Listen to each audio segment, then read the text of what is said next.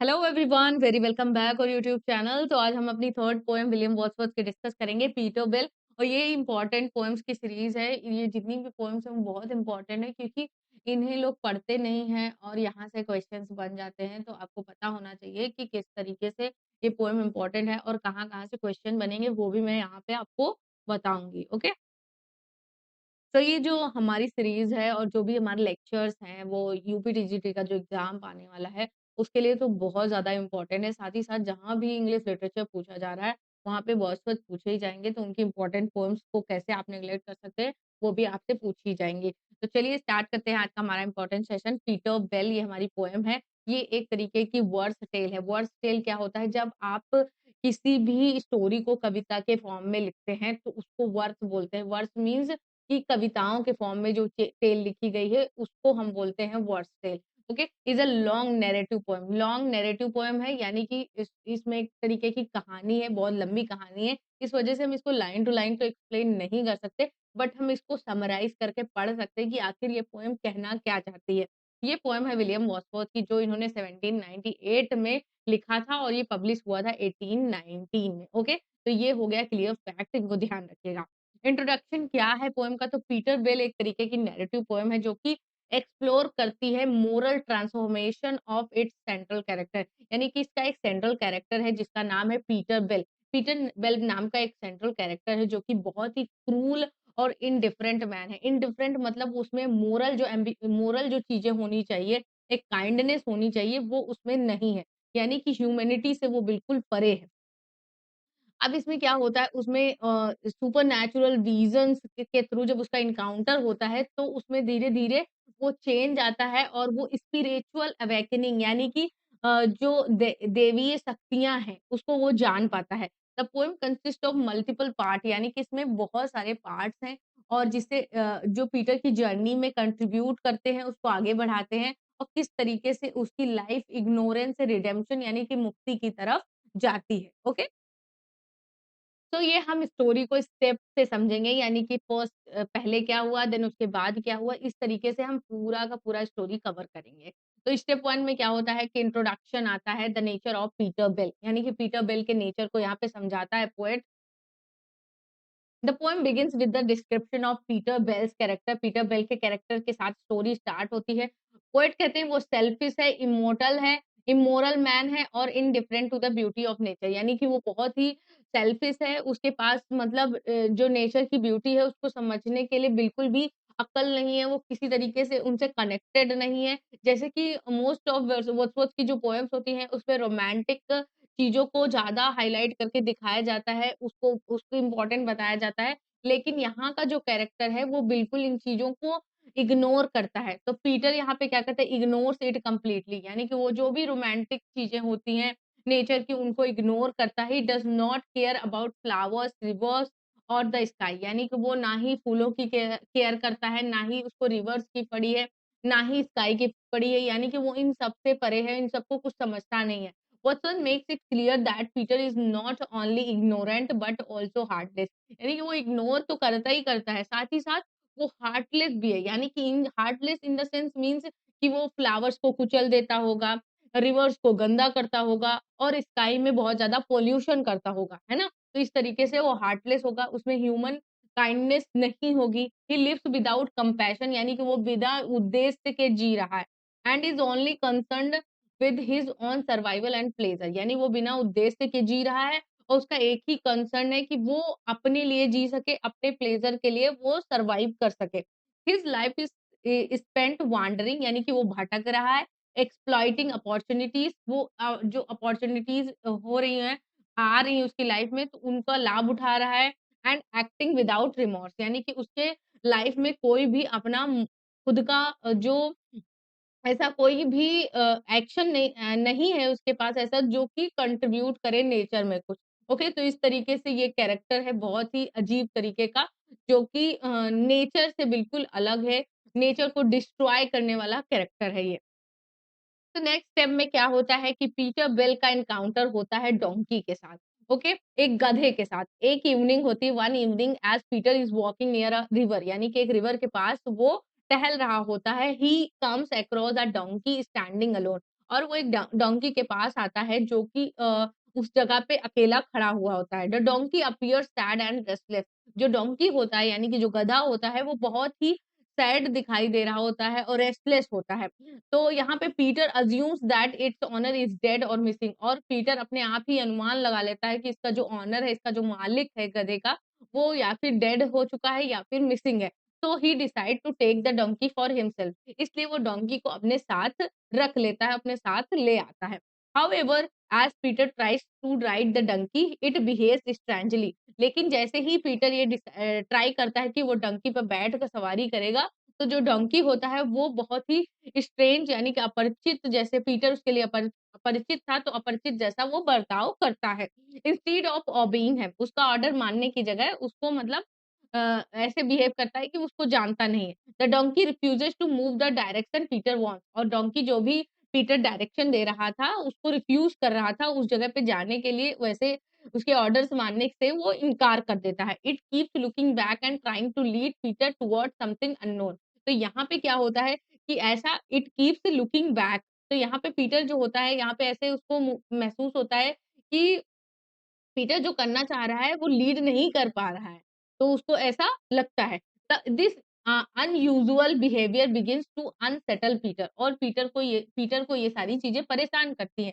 But he still does not understand what is happening, but वो समझ नहीं पाता है कि उसके साथ क्या हो रहा है। तो नेक्स्ट पॉइंट पे क्या होता है, द सुपरनैचुरल जर्नी बिगिंस। तो यहाँ से सुपरनैचुरल जर्नी जो होती है वो बिगिंस होती है जैसे ही वो घोड़े पे बैठता है।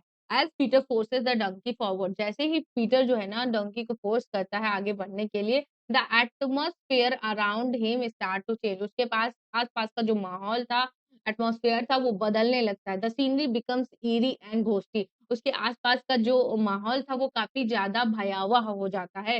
He begins to feel a strange presence, उसे ऐसा महसूस होता है कि कोई ऐसी प्रेजेंस है जिसको इसने इग्नोर किया था, as if something is watching something is watching him, और उसे ऐसा लगता है कि कोई अदृश्य चीजें हैं जिसको उन्होंने इग्नोर किया था वो उसको देख रही हैं, ठीक है। स्ट्रेंज यानी कि अपरिचित, स्ट्रेंज प्रेजेंस यानी कि कुछ ऐसा प्रेजेंस जो उससे उसने कभी मिला ना हो, है ना, तो वो उसको देख रही हो, इज वॉचिंग हिम, है ना। द नेचुरल सराउंडिंग, उसके आसपास की ये नेचुरल सराउंडिंग थी, यानी कि उसके आसपास का ये जो प्राकृतिक चीजें थी जिनको उसने इग्नोर किया, which he once ignored, जिसे उसने अब तक इग्नोर किया है, now seems to come alive with ominous energy। तो वो यहाँ पे क्या होती है, वो अब जीवंत हो गई, जिसे उसने अपनी नेचुरल जो अपनी चीज आसपास की चीजें थी जिसे उसने इग्नोर किया था, वो अब जीवंत हो गई हैं एक भयावह शक्ति के रूप में। While traveling the dark landscape, Peter starts experience terrific vision, उसको बहुत ही भयावह चीज़ें दिखने लगती हैं, बहुत डरावनी चीज़ें दिखने लगती हैं। He sees shadows and ghostly figures which symbolize the consequences of past misdeeds, और उसे ऐसा लग रहा है कि उसको कोई फ़ॉलो कर रहा है, कोई घोस्टली फिगर्स जो भयानक-भयानक दृश्य हैं, वो उसको फ़ॉलो कर रहे हैं, और उसके पास्ट की जो उनने पाप किए हैं, वो उसको दिखा रहे हैं। These visions serve as warning, urging him to reflect as on his immoral life. तो यहाँ पे ये सारे विजन्स जो थे उसको दिख रहे थे, वो उसे वार्न करने के लिए दिख रहे थे कि मतलब वो अपने आप को चेंज करे और एक अच्छी लाइफ बनाए, यानी कि अब वो अपनी मतलब आसपास की जो चीजें हैं उनको देखे और उन चीजों को समझ पाए और अपने में चेंज करे, अपना व्यवहार चेंज करे। तो नेक्स्ट पॉइंट पे क्या होता है, the discovery of the dead man. Okay, यहाँ पे एक डेड मैन को वो देखता है, उसकी उसकी खोज होती है, देखिए वो डेड मैन कौन है। Eventually the donkey leads Peter Peter to edge of river, वो रिवर पर आके पीटर जो को लेके आता है, गधा जो था। There Peter makes a shocking discovery, और यहाँ पे जो पीटर होता है वो एक शॉकिंग डिस्कवरी करता है, the dead body of an old man, उसे एक डेड बॉडी मिलती है एक ओल्ड मैन की। he realizes that this man was the donkey's rightful owner, और वो उसको पता चलता है कि यही वो आदमी है जो डोंकी का सच में मालिक है। The donkey had been trying to bring Peter to its dead master all along, और डोंकी जो को ले अपने मालिक तक ले जाने के लिए पीटर हमेशा से कोशिश कर रहा था। At this moment Peter is deeply disturb, और इस मोमेंट पे क्या होता है कि पीटर जो होता है वो बहुत ही ज्यादा अंदर से डिस्टर्ब हो जाता है। He is forced to confront the reality of death and on lack of compassion, और उसे यहाँ पे रियलाइज होता है वो किस तरीके से जो मृत्यु की जो सच्चाई थी, रियलिटी ऑफ डेथ, और उसके अंदर जो काइंडनेस की कमी थी, उन सारी चीज़ों को वो रियलाइज़ करता है। The sight of the dead man shakes him to his core and he start to feel something unfamiliar guilt, और यहाँ पे जब वो उस डेड मैन को देखता है तो उसको ये एहसास होता है कि उसने कोई ऐसा मतलब गिल्ट है उसके अंदर, और जो कि मतलब अनफ़ैमिलियर है, स्वाभाविक नहीं है, उन चीज़ों को उसका एहसास होता है कि उसको अपराध बोध, एक अपरिचित अपराध बोध होता है, ठीक है? तो आगे क्या होता है, पीटर्स स्पिरिचुअल अवेकनिंग यहाँ से स्टार्ट हो जाती है, और वो यहाँ पे स्पिरिचुअल चीज़ों को जानने लगता है। द विज़न कंटिन्यूज़, जो विज़न उसको दिख रहे थे वो अभी भी दिख रहे हैं।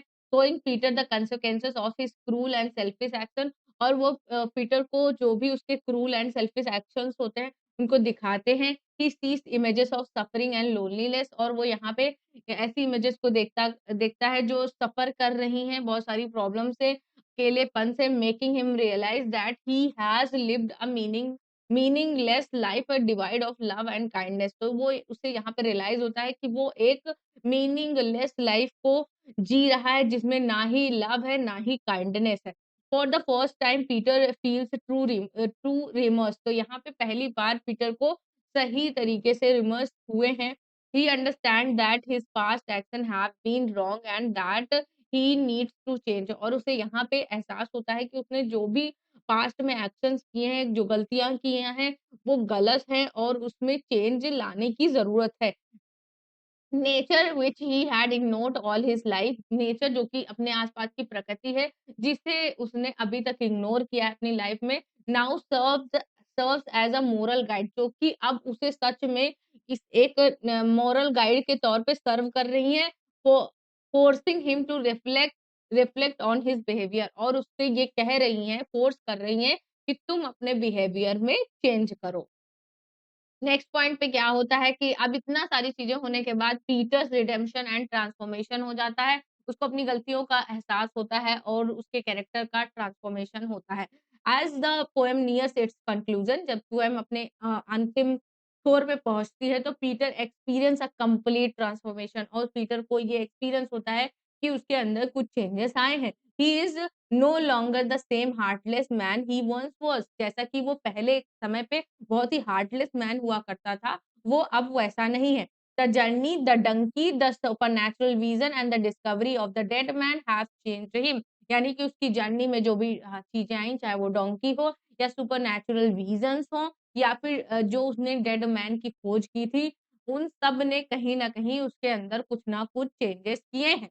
He learns the importance of compassion, morality and respect for nature, और उसे इन चीज़ों का एहसास होता है, इन चीज़ों की इम्पोर्टेंस के बारे में पता चलता है कि मोरालिटी भी ज़रूरी है, हमें अपने नेचर की रिस्पेक्ट भी करनी चाहिए, ये सारी चीज़ें बहुत ज़्यादा ज़रूरी हैं। His encounter with the donkey and the supernatural forces had led him to path of redemption, और ये सारी चीज़ें जो डोंकी के साथ उसका इंटरैक्शन हुआ है, सुपरनैचुरल फोर्सेस से जो उसका सामना हुआ है, वो सब उसको मुक्ति की तरफ लेके जा रही हैं। He realizes that life is not just about survival and material gain, but also about kindness and responsibility towards other, यानी कि अब उसे रियलाइज हो जाता है कि जो लाइफ है वो केवल सर्वाइवल नहीं है कि हम अपने काम से काम रखें, हमें अपने खाने के पीछे ही भागे, उस लिए नहीं है। मटेरियल गेन यानी कि जो आर्टिफ़िशियल चीज़ें हैं, उनके पीछे नहीं भागना है, बल्कि लाइफ़ का मतलब ये भी है कि हमारे अंदर काइंडनेस होनी चाहिए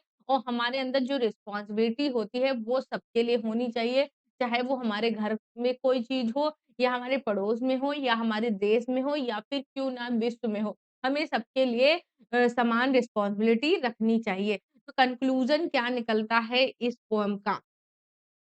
conclusion, the moral of the poem क्या है? What for Peter Bell is a story of moral awakening, यानी कि अपनी नैतिक जो चीजें हैं वो निकल के सामने आए, अपने अंदर की जो इंटरनल क्वालिटीज हैं उनको बाहर निकालने की ज़रूरत है। It teaches that no one is beyond redemption, यानी कि रिडेम्पशन से कोई परे नहीं है, सबको एक ना एक दिन मरना है।